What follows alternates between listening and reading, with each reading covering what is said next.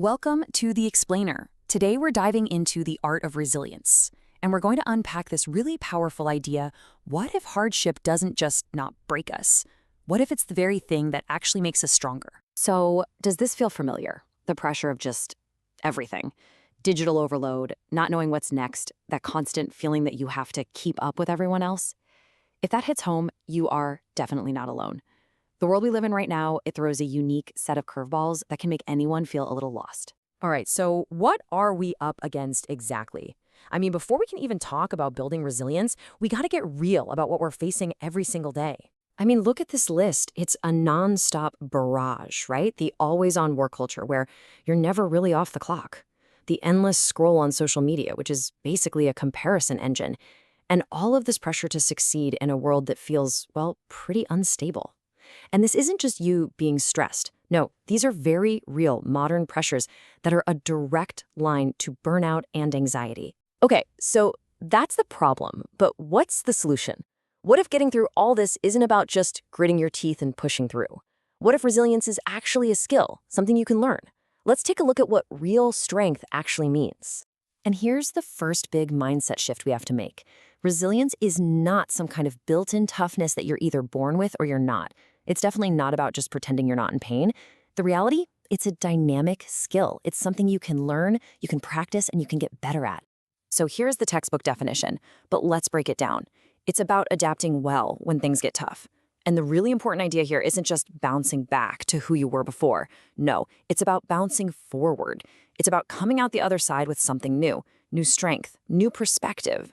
I love this quote.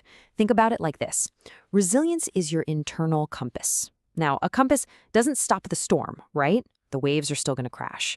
But it gives you a reliable, steady direction. It helps you find your footing and navigate through the chaos, no matter what's happening outside. Okay, so how do we actually build this skill? Where do we even start? Well, the journey begins inside. It starts by getting a handle on our own thoughts and our own emotions, because honestly, that's the foundation for everything else. And that brings us to this really core idea, the choice between two mindsets. A fixed mindset, that's the voice that says, I'm just not good at this, or this is just who I am. It makes you terrified of failing. But a growth mindset, that's the voice that says, okay, this is hard, but I can learn from it. It completely reframes a challenge from being a threat to being an opportunity. And that shift, it's absolutely crucial for resilience. So hand in hand with that growth mindset is emotional intelligence, or EQ. And let's be clear, this is not just about being nice to people. It's way deeper. It's about your ability to actually understand what you're feeling and why you're feeling it. And then it's about managing those emotions so that they work for you, not against you. Think of it like this. This is how you fine-tune that internal compass we were talking about. Okay, and for those moments when you feel that anxiety spiral kicking in, you know the feeling, here is a super practical, powerful tool. It's called the 5-4-3-2-1 method. What it does is it forces your brain to stop spinning out about the future or replaying the past. By just focusing on your senses, you pull yourself right back into the here and now. You anchor yourself in the present. So once we start getting a better handle on our inner world, we can turn our focus outward. Because resilience isn't just an inside job. It's also built with what we do, with concrete actions, and, really importantly, with our connections to other people. And let's get something straight right now about the basics. Sleep, nutrition, exercise. These are not luxuries. They're not selfish. They're the absolute non-negotiable fuel you need for resilience. If you let this physical foundation slide, your ability to handle stress, mentally and emotionally, is going to go right along with it. And another thing, we absolutely cannot do this alone. But support isn't just one size fits all. As you can see here, we need different kinds. We need that emotional support, someone who just listens and gets it. We need practical support, like tangible help when we're swamped. We need informational support, advice from someone who's been there. And we need companionship, someone to just share a laugh with. A truly resilient life is supported by all of these. All right, this next part, this brings us to what might be the most powerful, most transformative idea of them all.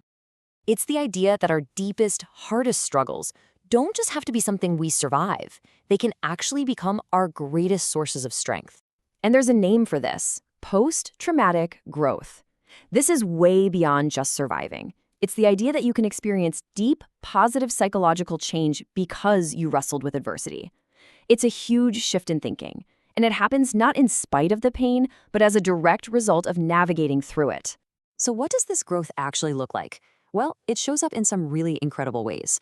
People often find they have a much deeper appreciation for life itself. Their relationships, they become closer, more meaningful.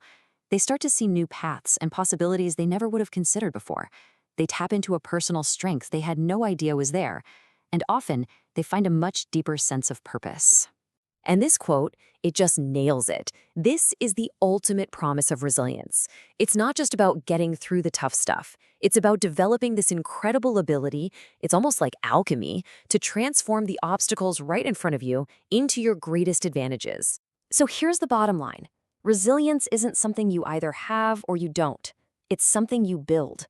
And you build it by mastering your mind, by taking action, and by finding purpose in your struggles.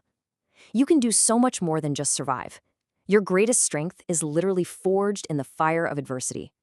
So the real question to leave you with is, how are you going to start building yours?